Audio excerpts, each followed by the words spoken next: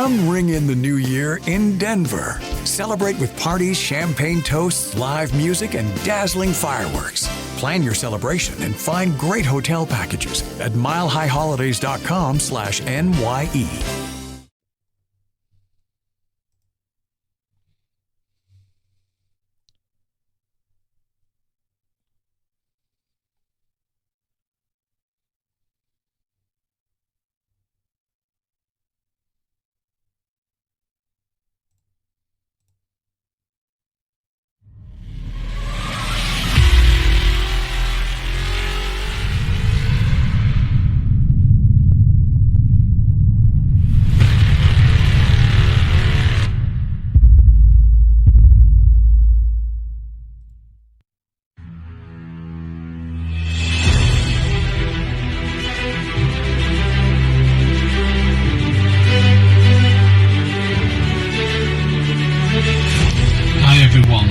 This is ASDP UFOologist Paul Wellborn from North Yorkshire in the UK, and you're watching the Alien Strand podcast with your amazing host Donald Ledesma.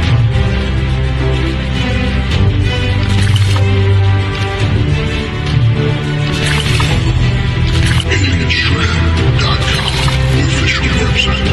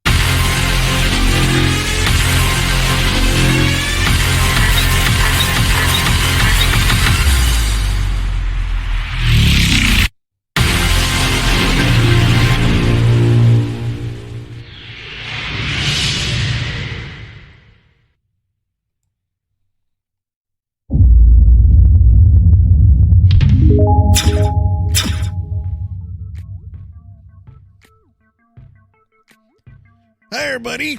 Welcome to this episode of Alien Strand Podcast. I'm your host, Donald Ledesma, and welcome to today's show. Yeah, it's going to be a nice, cool one today. You know, I wish it was cool down here in South Texas, but it's just not. I don't know why. I mean, I was actually working at my other real job that I have too, and I was sweating my butt off out there, man. I was like, man, I can't believe how freaking hot it is down here in South Texas. Everybody's all in the winter time, and they're having this snow and all this nice, you know, things out there, winter wonderlands, and no, we're still in shorts and flip-flops over here in South Texas. Remember that. So if you guys want to move down here, that's just be expecting that. And remember, summertime, it's like Hades out here, man. Hades, I'm trying to tell you. So welcome to today's Alien Strand Podcast. You're listening to us live on audio, streaming on Spreaker right now. We're streaming on, I believe, iHeartRadio, and we're streaming on Spotify as well. So, and we're going to be on 26 audio platforms. Thank you for listening tonight, and thank you for watching. We're on, 10 or 12, 8 live podcasts right now. We're on X. We're on YouTube. If you're watching us on YouTube tonight, hit us a like and subscribe. Please do that. That really helps a lot. We really appreciate you guys for that. And you watch it on X, give us a thumbs up, share everything that we're doing out here. Everything we're trying to do is for disclosure. Just remember that we just have such a nice time, you know, just trying to get all this out there, you know. Look, Ryan Keaton's out there. He says, it was nice and 75 today in San Antonio. LOL. Yeah, brother, I know, man. I know how hot it can be. It almost makes you want to bust out a beer, right? Or two, just maybe two. That's it. Anyhow, you know, if you're catching our podcast, make sure to catch us on Patreon. come join us, man. $5 a month. You can't beat that with a stick. We do have one that's coming up. I've already recorded it. I just haven't threw it out there yet. I'm getting a little lazy, but I'm going to get it out this weekend for sure. For the people that are paying $5 a month, you guys are going to watch a special podcast. Remember that. Remember, we Alien Strand on Podcast. Just download Patreon. There you go. Look for Alien Strand Podcast. We're going to have merch coming up for our paid subscribers. And, of course, there's a lot of good stuff on there. Go to our Patreon page and go check that out. Now, the middle two. It's already ready to come out. Like I said earlier today when I was talking on this platform that, I think it's going to be coming out like faster than expected because they really accepted it pretty quick after I fixed everything with it. So get ready for that. It'll be on Amazon Prime.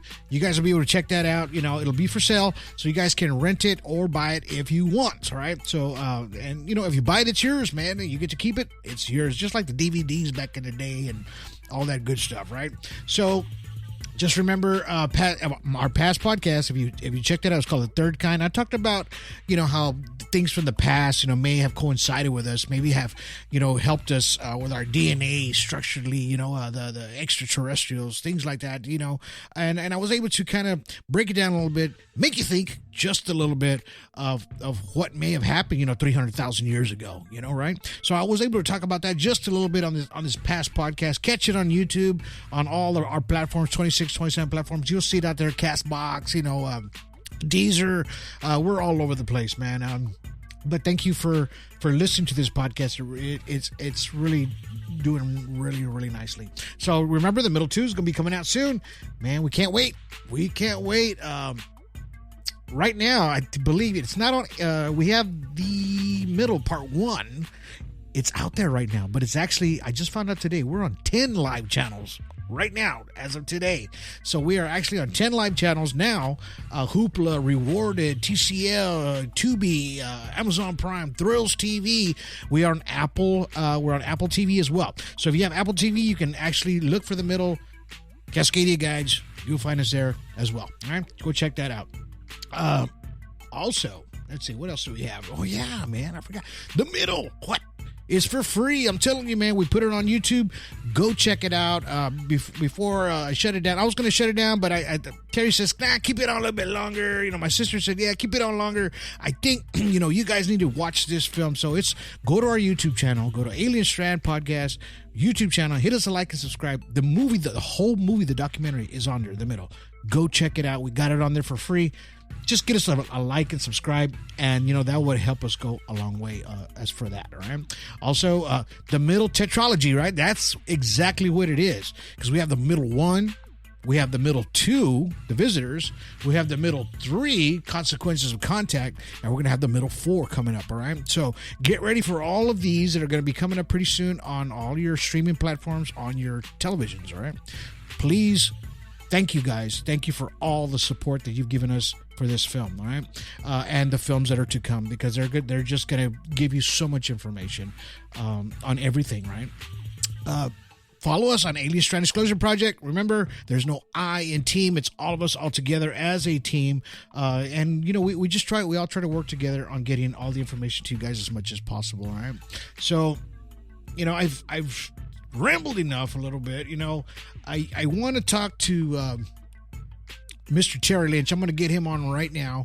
We're going to actually talk about how to film UFOs, things like that in the sky with your cameras, with the cameras you have at home, things like that. So that way you guys can kind of get a better understanding. We're going to have some pictures here. I'm going to show some videos of UFOs. I'm going to show pictures of UFOs and recent ones and ones from the past as well. So you'll be watching those as well tonight. All right. So without further ado, let's go ahead and get Mr. Terry Lynch on right now. Here we go. Hello, everybody from the middle, Central Oregon. Right on, brother. Right on. Thank you for being on the show today. It's we have a lot of information to get to folks. Let me ask you this question first. How's the weather out there, brother? In Oregon. Well, it's almost as balmy as you guys. We're at about 28 degrees. We got snow on the ground. I got a guy on a snowmobile that keeps running past my house at full bore. So it's kind of like you guys, only we're not using motorcycles. Oh, wow. Well, yes, snowmobiles do work, but I'm sure they're pretty loud and nuisome too at the same time. You know, they just nuisance. It's just, I get it, man. You know, as they say, you know, as we get older, we get more cranky. That's right. We get crankier. That's probably more of what's going on. Yeah, but it is what it is. So, you know, we have a lot to break down tonight. It's, how can I say this? You know, we have some UFOs that we're going to show here tonight. You know, have you been seeing anything lately on your side of the woods, your neck of the woods, as far as UFOs or anything like that? Well, yeah, when we have clear nights, you kind of have to be around here. You have to be up at about 3 a.m. Right. If you want to catch some of the stuff that's going over Paulina Peak at nighttime, we have had quite a few people in our local area that are, ever since the middle came out, and they've been able to see it, and a few of them's had a chance to speak with me in town. I kind of let people know. I say, you know, if you're out there at this time, you're going to see craft going over Paulina Peak. Right. And lo and behold, people have been seeing stuff over the top of Paulina Peak. The other night we had something that a lot of people were trying to say was a practice burn, but there wasn't a practice burn going. Right. The whole skyline out back behind Paulina Peak was glowing after the sunset. In the west, Paulina Peak, from where we're at, is in the east. Right. So we had a lot of people posting pictures, and nowadays, all the local people, whenever they see something strange in the sky, they get a hold of guess who? Right. They get a hold of me, and then maybe because I can help explain some stuff. Right. Well, that's a good thing. You know, the movie actually helped that out. And, you know, I hear that you and Mr. Jonathan Mitchell have been getting stopped a lot out there in Lapine, Oregon. You know, people are actually starting to notice you from the film. Yeah. There's a lot of people that's recognized us from the movie.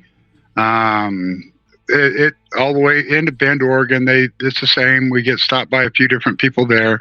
But mostly in Lapine, because this is where it all took place, where you and your team showed up, and then me and my team and your team went up and we started doing all the filming. Right. A lot of people saw us when we were out doing it. It's not something that once it happens is a big secret. People they notice a film crew, they notice things, they talk about it, and then when we started kind of advertising locally about it, well, a lot of people wanted to see what was going on here locally. Right. So now we've got a large population of the city here that's actually seen our movie. Right. And now whenever they see something, they try and contact me, or they contact Jonathan, and they start asking us questions about what they'd just seen in the sky. Right. Where a lot of people in the past, you know, they see something, they just button up, man, because they were afraid. Right. They're afraid to talk about it.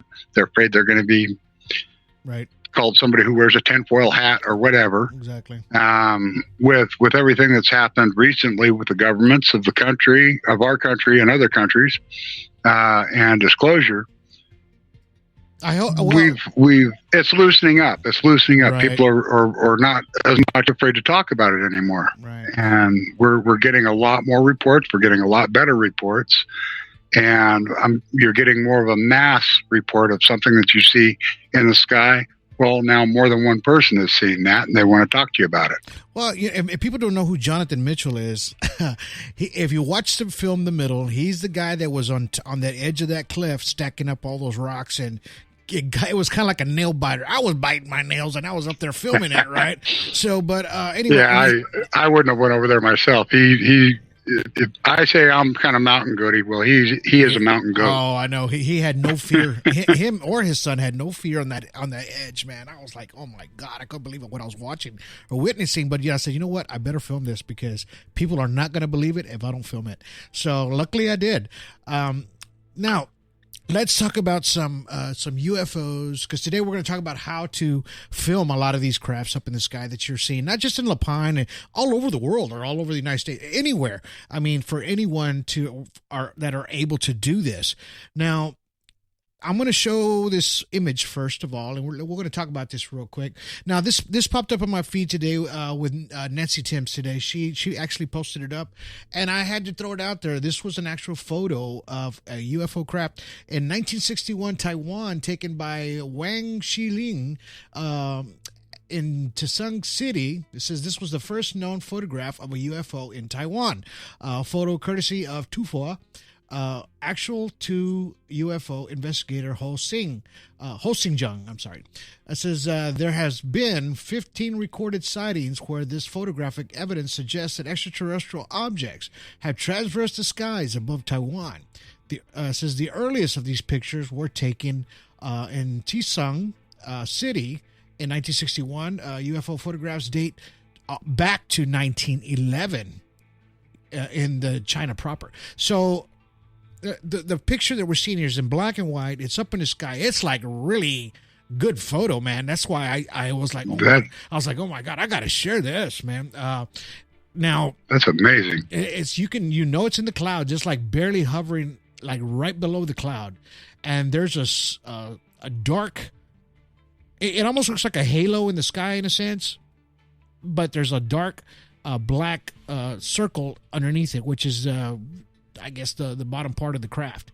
Now, it has a really strong saucer shape to it as far as that. But what are your thoughts about that photo, Terry?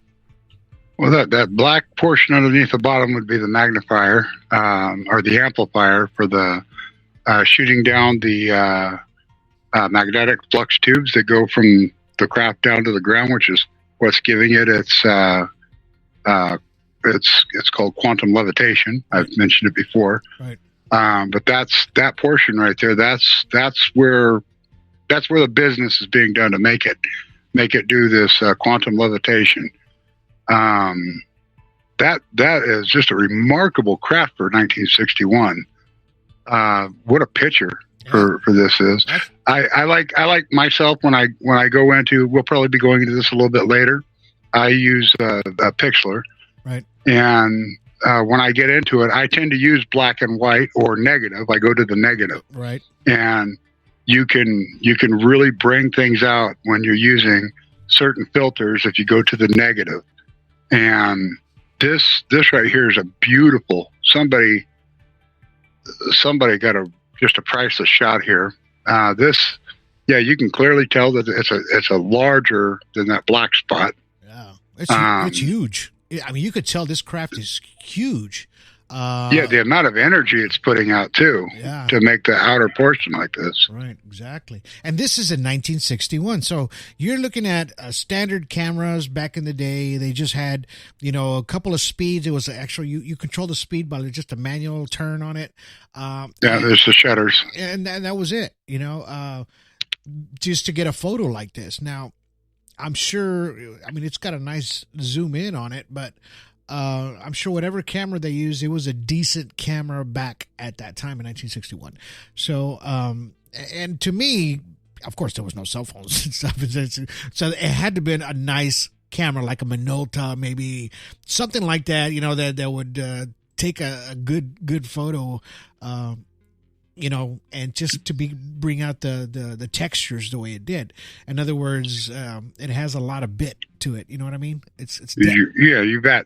I have, I'm a Nikon guy. I've got them just kind of laying around here, but I'm a Nikon guy, and two of my cameras that I have for this are film cameras. One's an FA, right, and the other one's an AF Nikon. Right.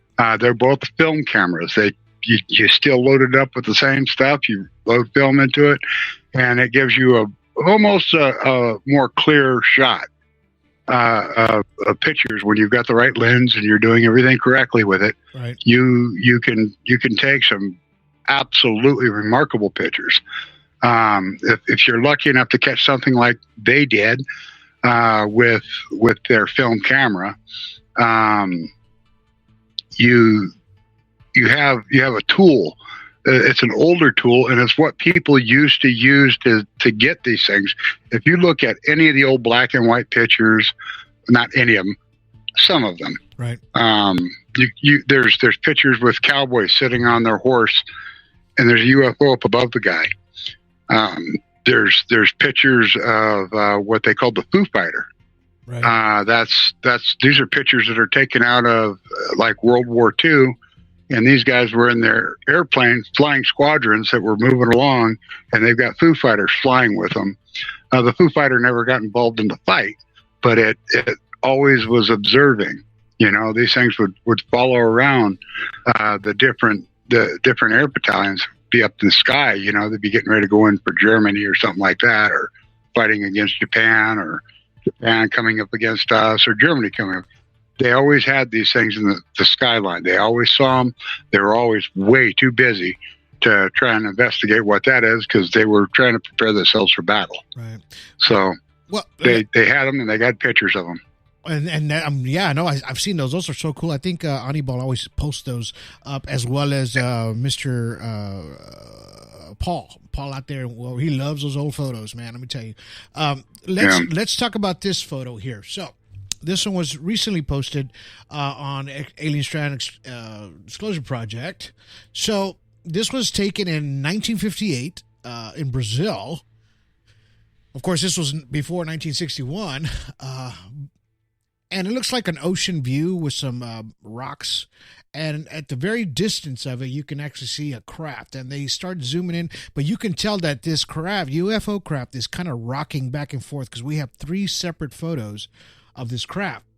Now, it says this was taken in Trinidad Island, UFO, Brazil, 1958. An officer narrates at least 20 servicemen, including a medical officer, witnessed this object. The speed was incredible, they say. It says the crew of the ship, Alimandre Sandahana, something like that, spotted on January 16, 1958, a flying saucer over Trinidad Island, which was photographed by Alamiro Barunya, 43, who was on board to photograph underwater scenes. It says Bermuda attention was woken up by a nose on the deck of the ship while several sailors looked onto the sky.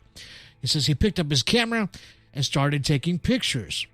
He claimed to have seen the disc moving on top of the ship around noon, and at the end of the speed of the object was very high. He says I took 6 images, neither or be it says had nor sound, so it didn't have no sound at all.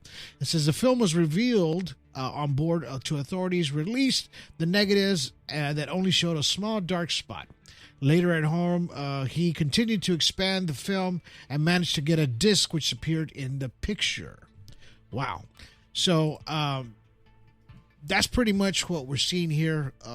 It was a nice blown up photo of it, and it's just a great saucer shape image. Now this shape image that we're looking at in audio world, just not watching, it almost looks like, let's just think about Saturn kind of pancaked a little bit. So that's pretty much how this UFO craft looks like. Now, of course, after all these podcasts, I do post the images and links to everything that what we're seeing here. What are your thoughts about this one here, Terry?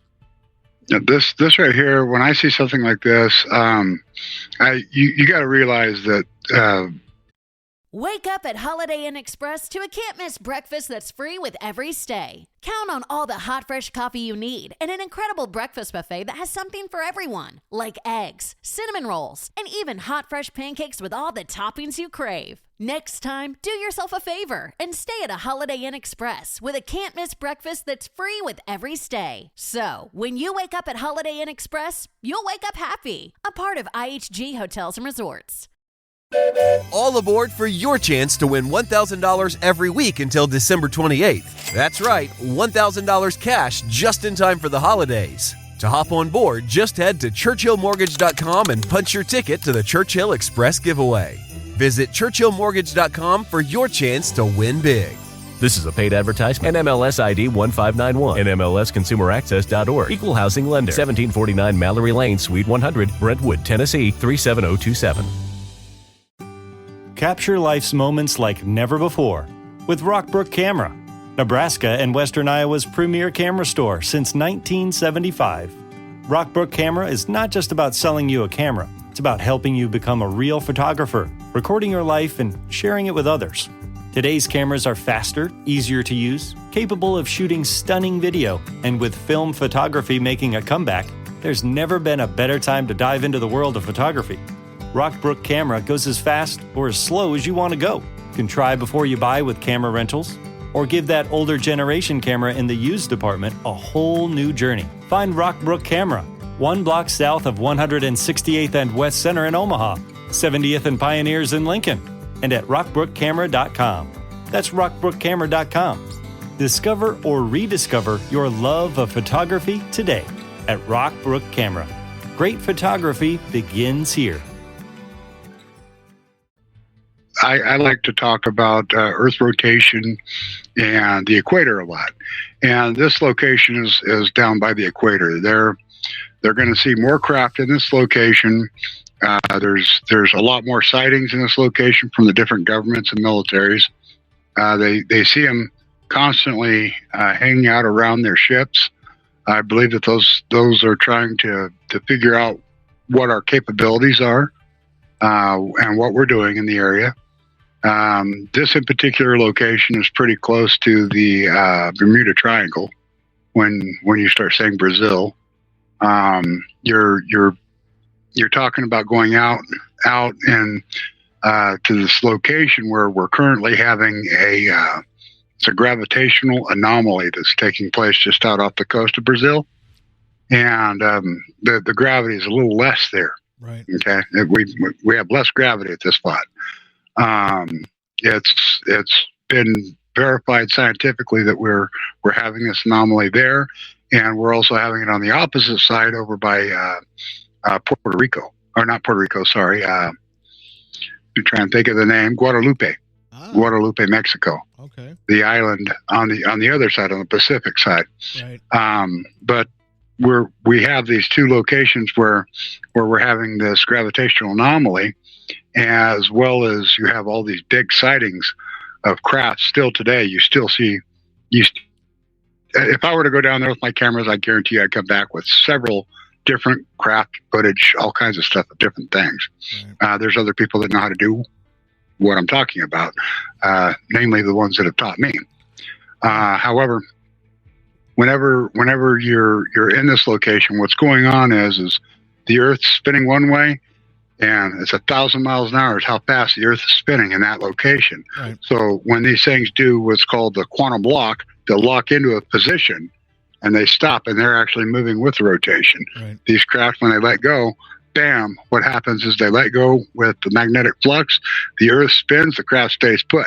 Right. So it looks like they're taking off over 1,000 miles an hour at incredible speeds.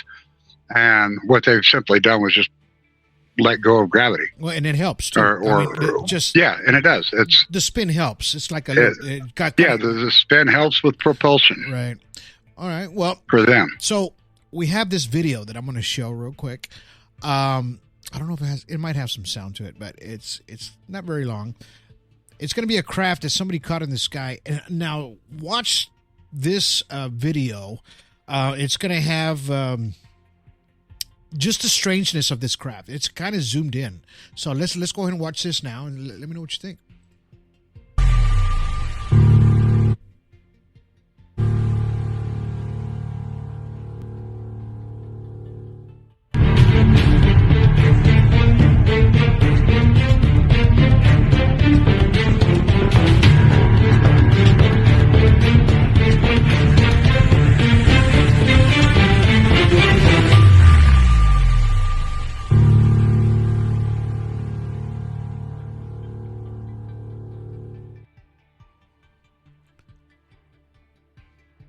Was that strange or what? Shared this. I'm actually the person that shared that one.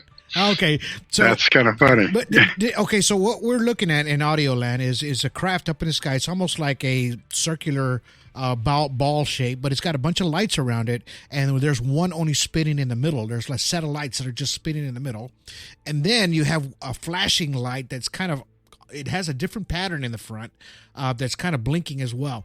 So Now, this thing was probably way the hell up there, and somebody actually used a really nice zoom. You can kind of tell because the way of the movement of the camera, the way it was kind of moving back and forth, trying to keep this thing in lock, right? Because it's kind of hard to do when you have these cameras because it wants to go in and out of focus, right? So I think whoever did this one actually had it on manual focus, and they were able to grab this image that was on there. Now, Terry, do you think that the way it was flashing, you know how we down here, when we see a star, we see a craft maybe, I don't know, 1,000, 2,000, maybe 10,000 feet above us, and we see all that flashing and stuff. Could it be the way what we're looking at here on this UFO up close, that the way it's flashing, that's what we're actually seeing down here with our eyes? You know what I mean? Because we're not up there that close to it, you know what I mean? At night, especially at night. The interesting thing, yes, I actually agree with that. The further away it is, the more everything kind of blends together. For what we have for eyes, if you're out there with a scope or something like that you can see things a little better, you might be able to see exactly what's happening there. Right. I want to also reiterate so people will understand when I say I'm the one that shared that.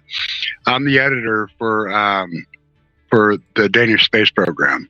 Okay, they're an actual space agency. They launch things into space, and I do editing for the site that they have.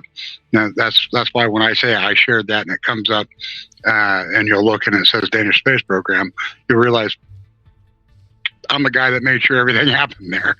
Wow. So it's there. That's an actual space program again. And I share everything that we have that's here, like within ASDP, Alien Strand Disclosure Project. They're very tied into what we're doing. The Danish are, the Dutch, and they're very, very cued in onto this ufology thing. They want to learn just as much as anybody else. They just happen to have a little bit better means. So it's within our interest to tie into space agencies if we can. And this is one of those things where ASD is tied in with a space agency. Nice. And it's kind of hard. I mean, if I were to say the same thing about me being part of NASA, now that would be yeah, that'd be wonderful. But yeah. NASA's they've got their own people. Well, I mean, as long as we're working together, you know what I mean, with the Danish space program and different ones that are out there, that wants to kind of tag along and just kind of be with us and us with them and just trying to figure these things out, because I'm sure they got telescopes, right? I'm sure they got cameras too. I'm sure they got all that good stuff, data recorders, EMF recorders, everything like that, in order to detect a lot of these things that are happening above our skies in space, right? So, right. Atmosphere, stratosphere, all those spheres, they're up there watching all this stuff daily. Like somebody's actually sitting there, for a 10-hour shift, and somebody else comes for a 10-hour shift, actually monitoring our skies constantly, which is a great program to be with, you know what I mean, as together, working together, right? Because these guys are on top, and it's like us, we have regular jobs, we have a regular family life, whatever, we do our thing, and we try to squeeze in as much ufology and everything as we can, as much as possible, but we're not there 8 to 10 hours a day, watching these things like these guys are. So of course they're going to have more of not an upper hand. They're going to have more information and more data than what you and I are, right? Right. The Danish space program wanted to put me together with several doctors over there in Amsterdam. They were wanting me to go in and teach ufology to these folks. And maybe at some point we can work that out. But at the moment in my life, I've got other things going on. We're making movies. We've got things going on over here. Right. And quite frankly, there's a lot of stuff going on that's kind of close to this location that I don't want to put my family near at the moment. And, maybe if some wars stop taking place, I'll be more than happy to go over there. But I'm not real interested right now in being over in the Netherlands until it's the correct time. I know. But these are the people I've been talking about them for quite some time. And I've been working with them for quite a bit longer than our very own ASDP.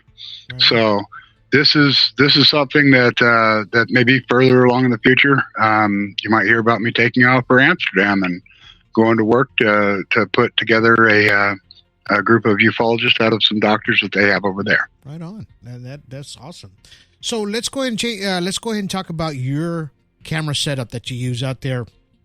That you use on a daily basis, like as far as your camera rigs and how you set your things up to photograph out there. Now, do you do mostly photographs, and then some video, or you kind of mix it up a little bit?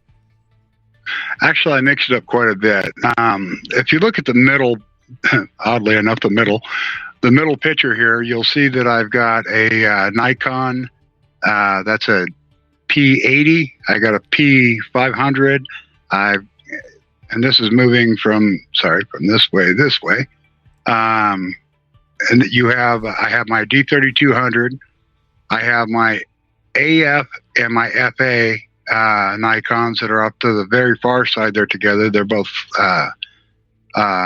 film cameras. And then out off the far end, what you're looking at is my P500 and my D3200. P500 is an 800 millimeter super zoom, and the D3200, which is the furthest one out there, that's got 1,000 millimeter zoom lens on it, telephoto lens. And then on this other side, this way, I'm holding my new Nikon P1000, and that's a 3,000 millimeter super zoom. Okay. Let's talk about. Okay, so let's say Terry Lynch goes and says, "You know what? Today I'm going to go up to the mountain, or just maybe in your front yard because you live pretty close to the mountains. I want to just try to get some photos of the sky." Or however I'm going to do this, if I think there's going to be a craft flying by. Now, what are the steps that you take? Do you just kind of take your equipment outside? You set up your tripod? What's your steps that you do? Right. Well, what I'll do when I'm going out to do this type of thing is I will take say my D3200.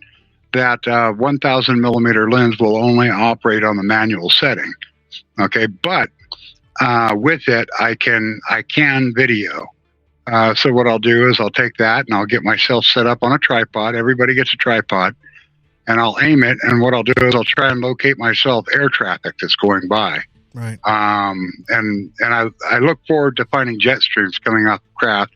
It gives me something to focus in on with my camera, and then I'll get myself focused in, depending on what I found, and I'll get that one set up, and then I'll move over to my P500, and it'll be on a tripod. It'll be facing a different direction. Right. And then I'll take my P1000, and it'll be facing a different direction. Okay, and I'll get everything focused in on different chemtrails that are off of the back of these airplanes, and I will start recording, and that's when I video. Okay, and I'll video different directions. So you shoot to try and catch. So you shoot the video, right? On each camera, so you got 3 different angles, and then after you finish that, you kind of after you're finished for the day, you bring your footage inside and you kind of go through it and see if you caught anything, right? So you drop the motion down to slow motion mode, or frame by frame. Here's what happens with me. I gotta tell you this one. This is what happened with me because I've done it so much. I'll run at full speed. Okay. Because I've worked with Annabelle, and I worked with Jody Gordon, and I worked with Tino Gallegos. Every one of these people have taught me the same thing: how to see things at full speed. You're just looking for that one quick flicker that runs past, just that fast. Okay. Now that you got that in particular spot, that's when you go back and you go slow past it, and now you can get a better thing. What we used to do is we'd see that one spot, we'd actually stop the video at that spot, Right. which is very hard to do. And then what we do is we would, like say, for instance, if you're using a phone, you're using your phone to record. What you do is you stop it on that spot. Sometimes you have a little bar that you can run it with, and you can find that very spot. You stop it, and then you take a screenshot, and then you zoom in on it. You take another screenshot, you zoom in again, and before you know it, you got a picture of a craft. Let's see, that way. There it is. Over here on the far end here, not the one with me holding the camera, the other far end, you can see two craft that are going by. That in particular location just happens to be the very spot that I'm standing at there taking the picture. Right. That right there is looking towards Paulina Peak. I'm off on the side there, on top of we call the area, it's a helicopter landing on top of one of the buttes that's about 6 miles from my house out in the middle of the wilderness. Yeah. And I mean, I'm really close to being out in the middle of nowhere. So this in particular landing, about the only way you can get there is by a side-by-side or a quad or something like that, or of course a helicopter, because it's a helicopter landing. And then we would sit and we would shoot video and take pictures and things like that from that location.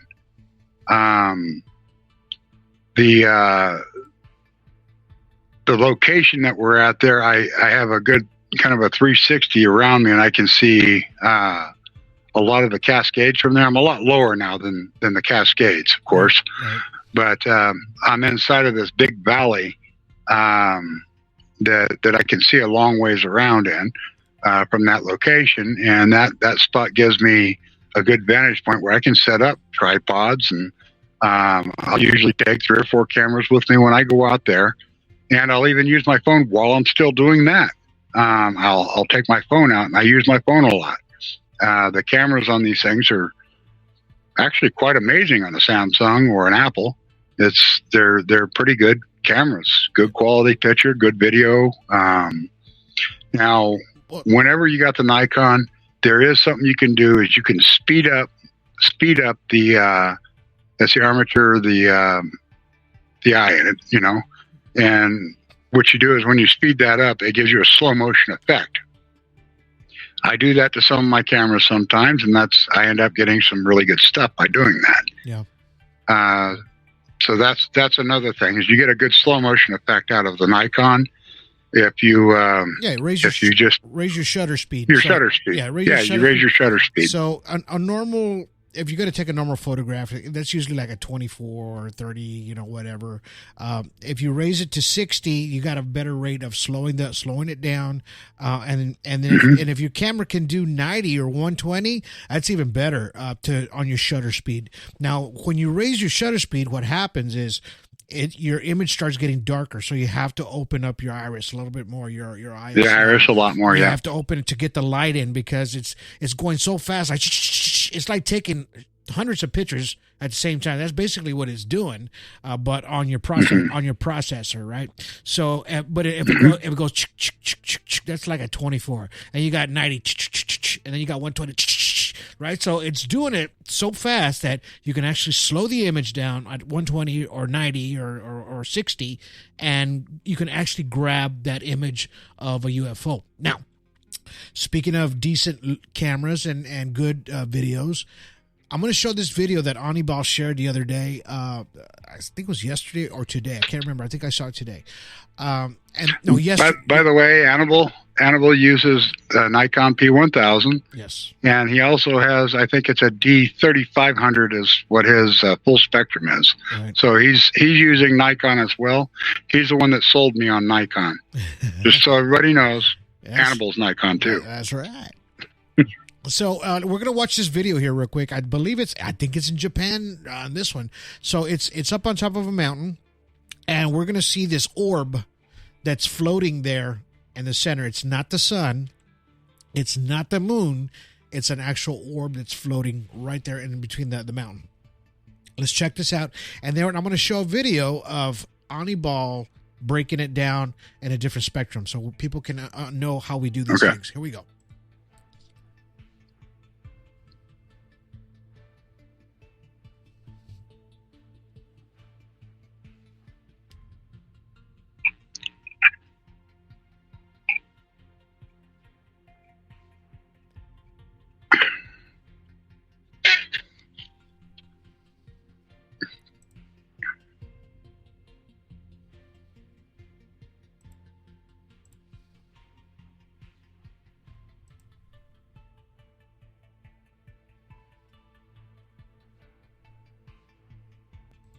Okay, so what we were watching there was that orb, and somebody's like just literally really feet from it. They're not even that far from it by the way it looks.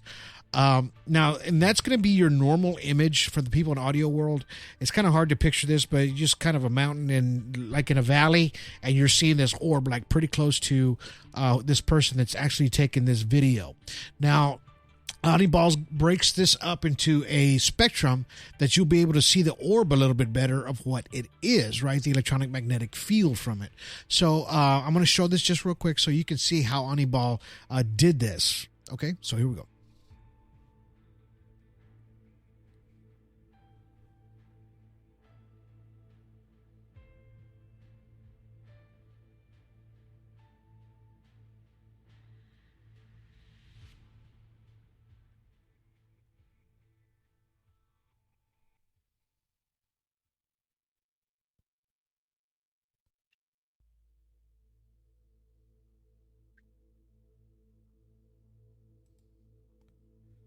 Now, as you can tell there, it's camera's pointing down into the valley. And the spectrum that he used on this was like reverse colors, YGB, kind of reverse colors on it to try to get, in other words, he made it into a darker image and then brought out the highlights around the craft. So that way you're able to see the electronic magnetic field. Almost going into the negative on it. Yep. Yep. Something else I want to point out, that in particular craft, if you look at the original video that you were showing there, it's over the top of a lava flow. Yeah. That's another big factor for me, is I like to get over the top of lava flows and look down onto them because I believe a lot of these things are hiding in them. Right. I think that they pop out of them and they go back into them. I think that this is they find themselves lava tubes that go throughout the mountains, and this is part of how they're moving around as they go in and out of the mountain range. And sometimes they use the path of least resistance, which would easily be a lava tube. The location I'm at is extremely volcanic. We have lava flows completely around me. Doesn't matter what direction I go. I have to pass through a lava field or flow to leave where I live. They're everywhere. I don't know how many of them you had to go through to get here, right? But there's a lot of lava flows everywhere you look around here, and in this Cascade Mountain range. Well, let's talk about the way he grabbed that image. So what we use an analysis of these UFOs. We use different apps, right, to get the different color of the YGB color table, right? So the yellows, the greens, the blues, the reds, right? And what we do is we flip the images inside out. It's basically you're flipping everything inside out in a sense to get the actual the infrared, right, around these crafts. Right.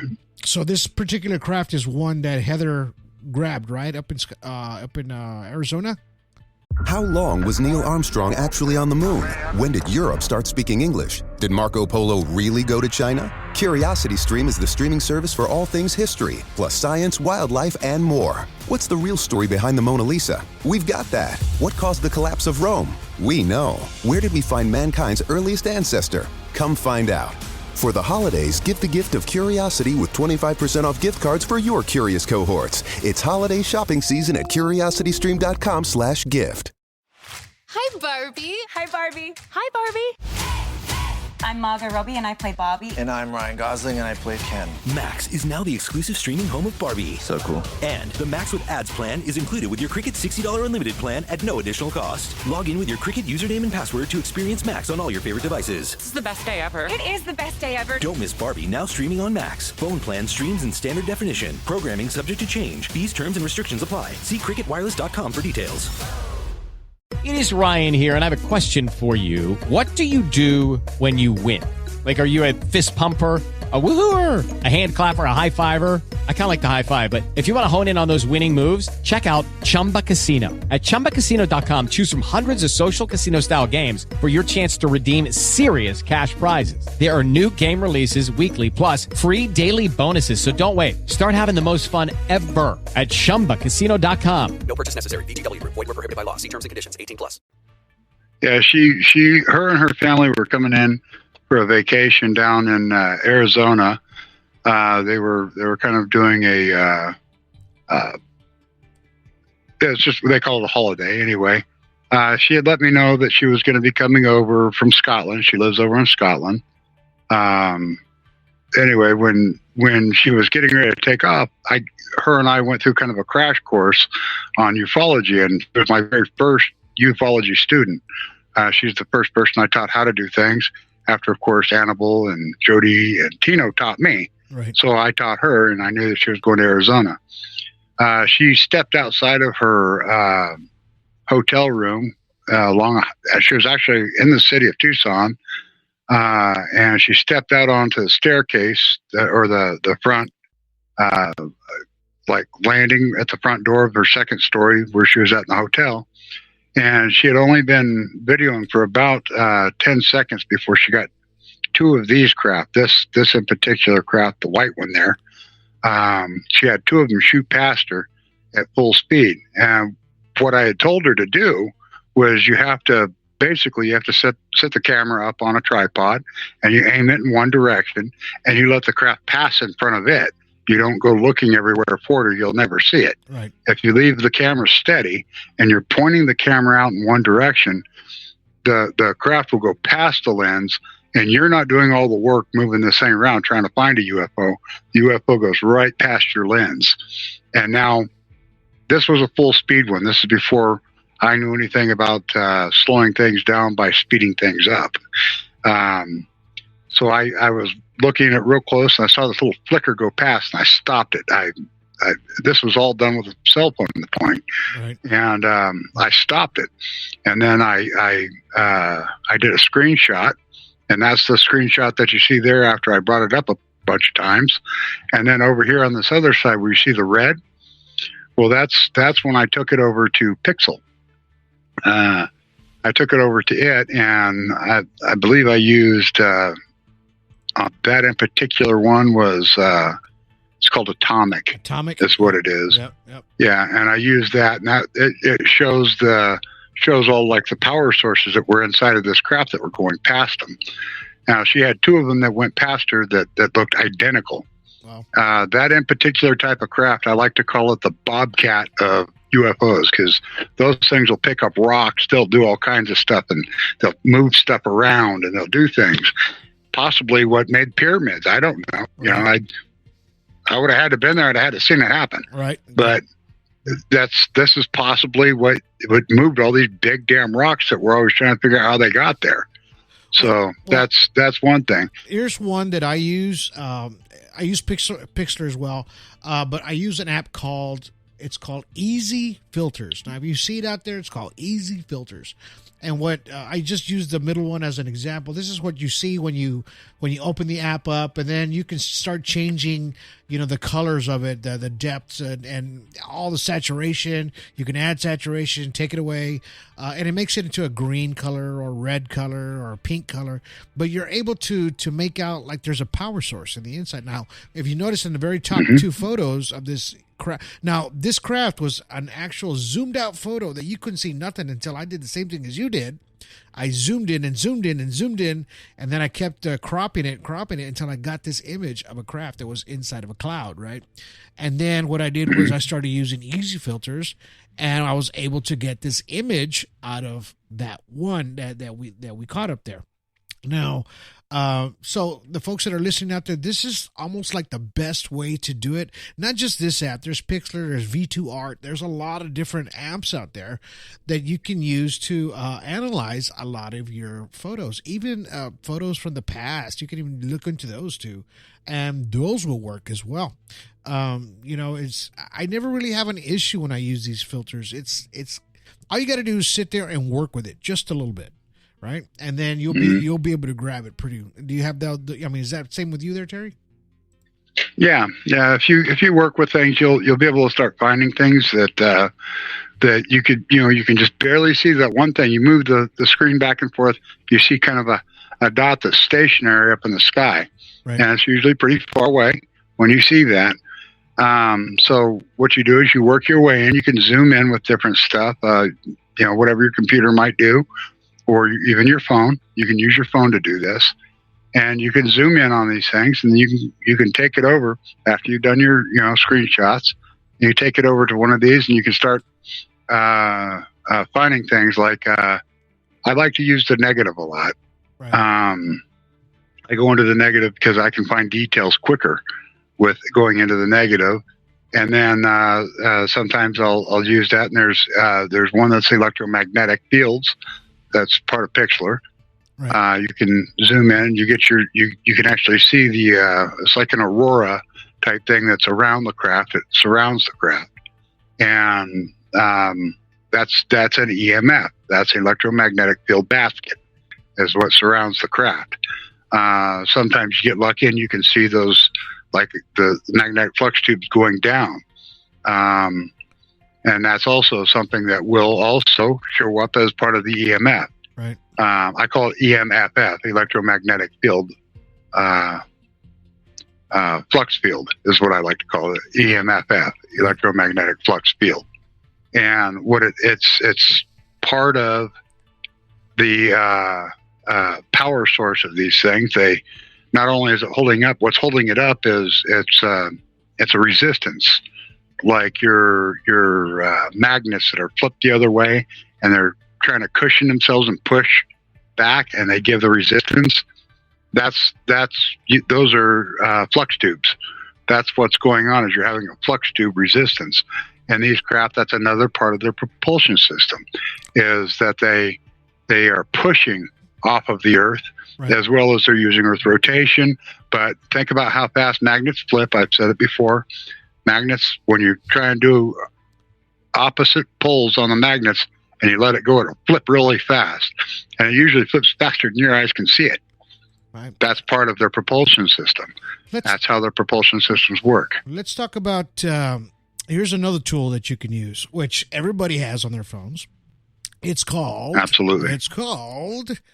Google Maps. Yeah. So this in particular is Street Views. Yeah, Street Views on Google Maps. So with Google Maps, you can actually zoom in, go down, you can go different angles, and you can, if you point at the sky, once you're down on the ground, once you go into Google Maps or Google Earth or whichever one you're using, you can actually point up and you can actually catch a few craft up in the sky. Now, we're just using a couple of these as examples that Terry has caught on Google Maps. Now, in audio world, we're seeing a craft on the left. We've already kind of zoomed in, used some analysis on it. The center photo it's a distant photo from what we're looking at, the same craft, but it's at a distance. Almost looks like a bug, but it's not a bug. And then, of course, on the right, we have another photo of this strange craft that's hovering over this. It's a cross, yeah. Yeah, like a cross, like a memoriam that somebody put, like if somebody passed away down there.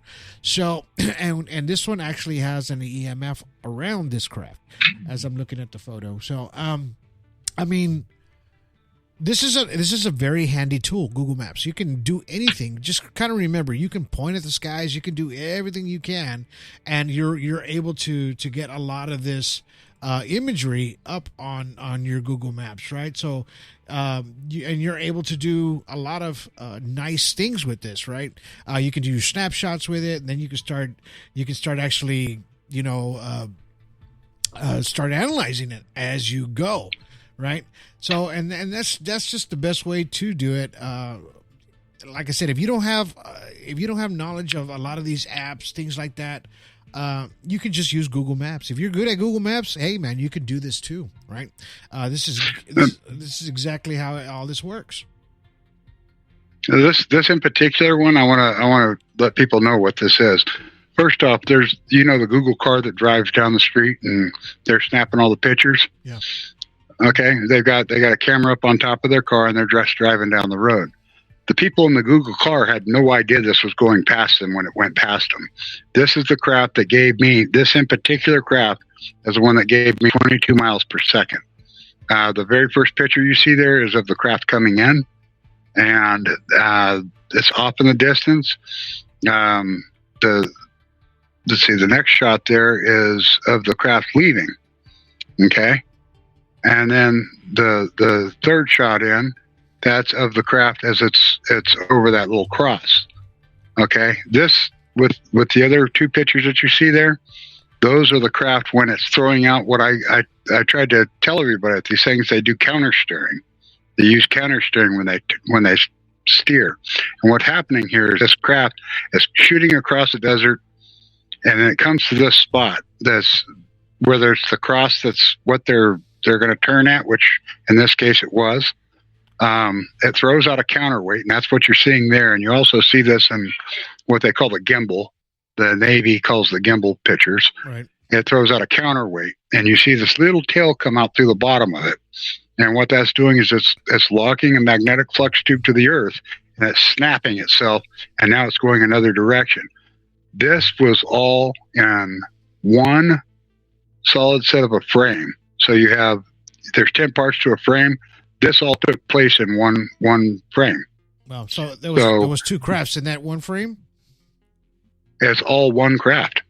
That was all one craft. Oh, one craft. Okay. That whole setup, that was all just one craft. Okay. So what's happened here is it's coming from across the desert. As soon as it gets to that cross, it throws out a magnetic flux tube down to the ground. With the bottom of that, you see how it has that almost looks like an ice cream cone. Yeah. Okay. What it's done here is it's thrown out a tail in the bottom, and that's the counterweight, and that's helping it do the counter steering. Kind of like riding a motorcycle, I guess.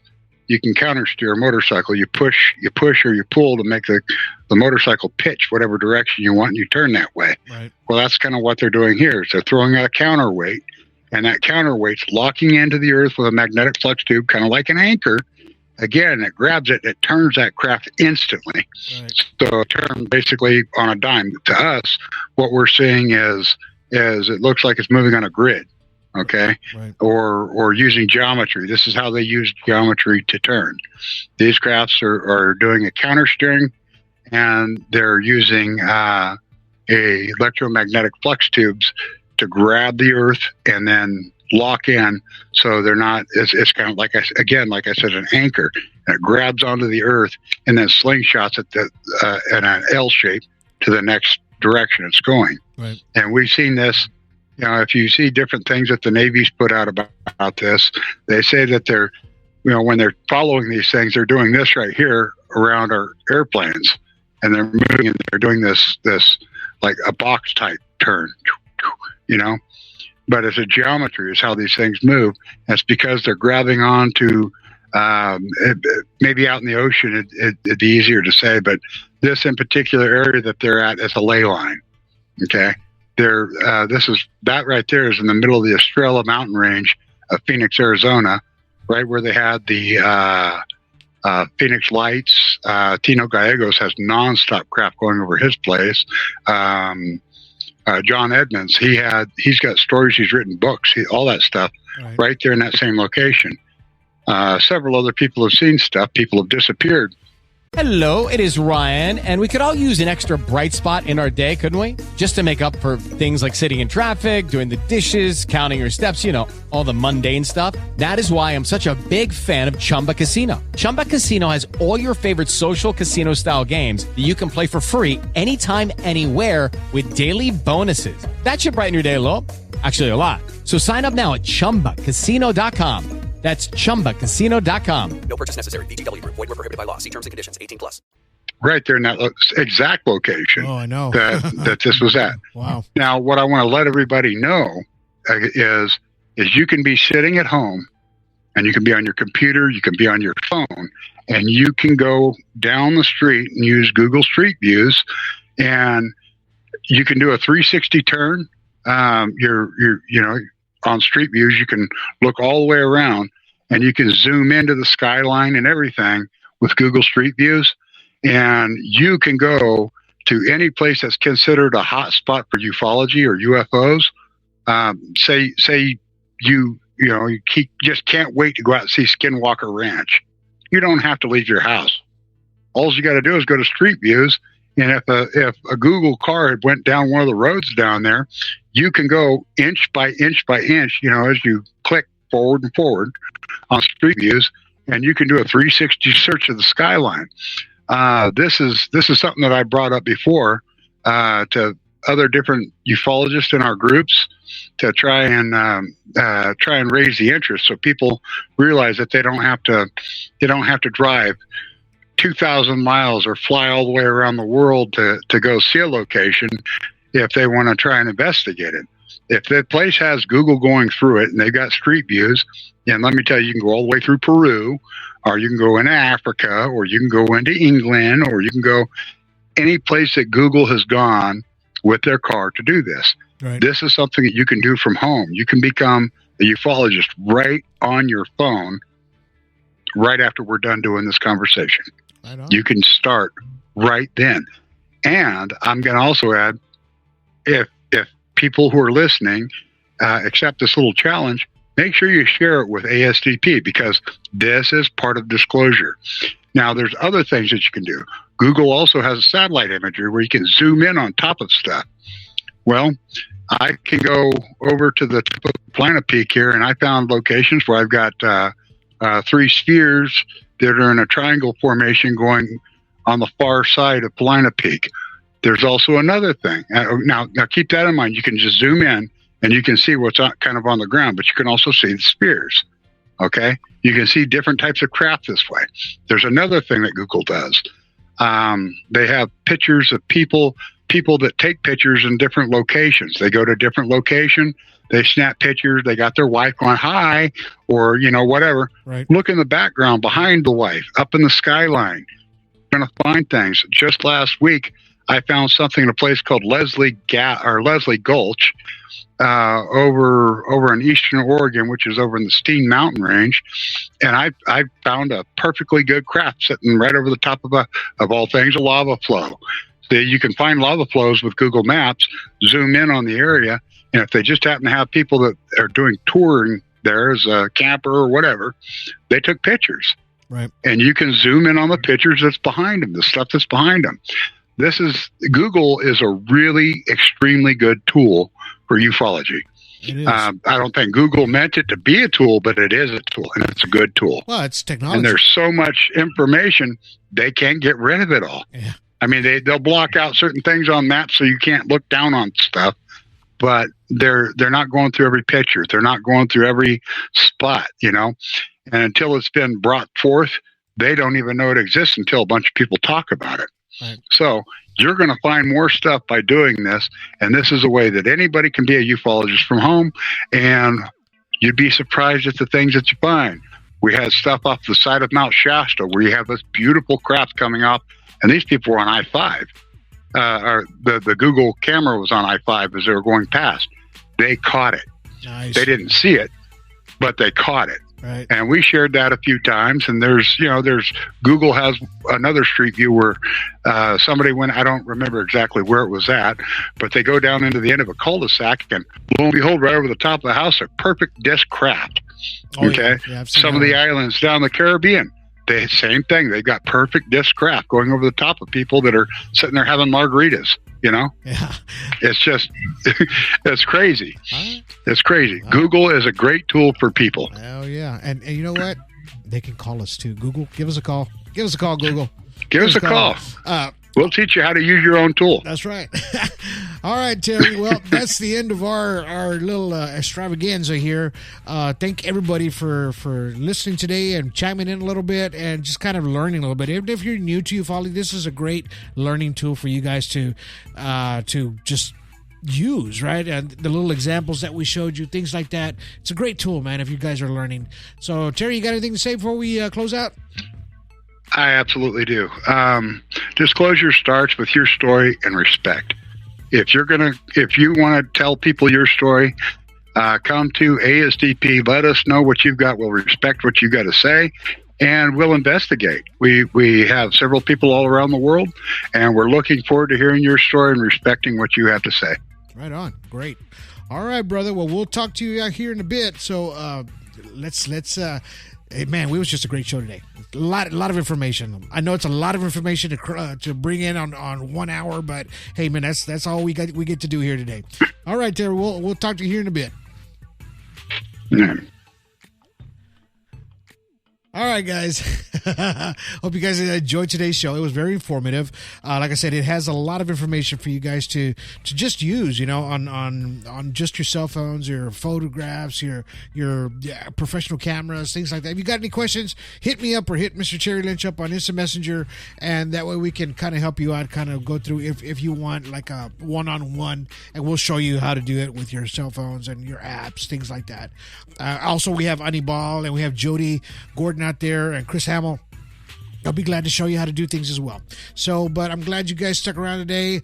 It was a pretty good show, man. I thought it was a great show, man. I hope you guys enjoyed today's podcast. Catch us on 28, 29 platforms. We're going to get on some more. I'm trying to get on some more. I want people to listen to Alien Shrimp Podcast. So I'm glad you guys are listening tonight. It was my pleasure to be on today's show. So until then, you guys have yourselves a good day. Have yourselves a good evening. And have yourselves a good night.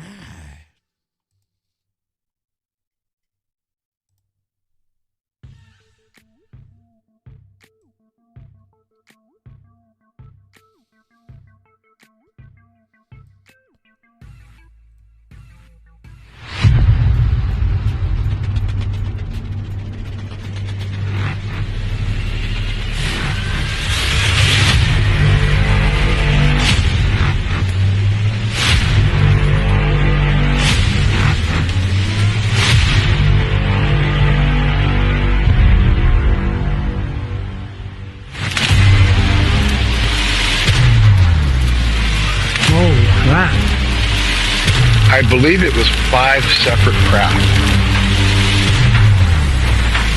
That's some straight UFO shit right there. That's when I started seeing all of the lights and the contact that I've been witnessing.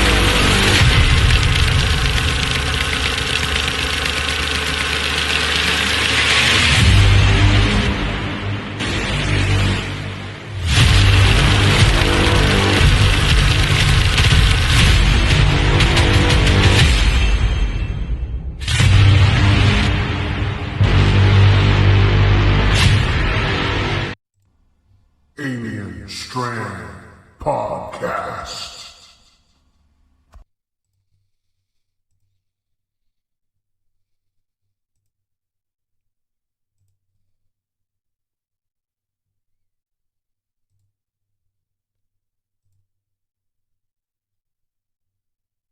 Hello, it is Ryan, and I was on a flight the other day playing one of my favorite social spin slot games on ChumbaCasino.com. I looked over at the person sitting next to me, and you know what they were doing? They were also playing Chumba Casino. Coincidence? I think not. Everybody's loving having fun with it. Chumba Casino is home to hundreds of casino-style games that you can play for free anytime, anywhere, even at 30,000 feet. So sign up now at ChumbaCasino.com to claim your free welcome bonus. That's ChumbaCasino.com and live the Chumba life. No purchase necessary. VGW. Void where prohibited by law. See terms and conditions. 18+.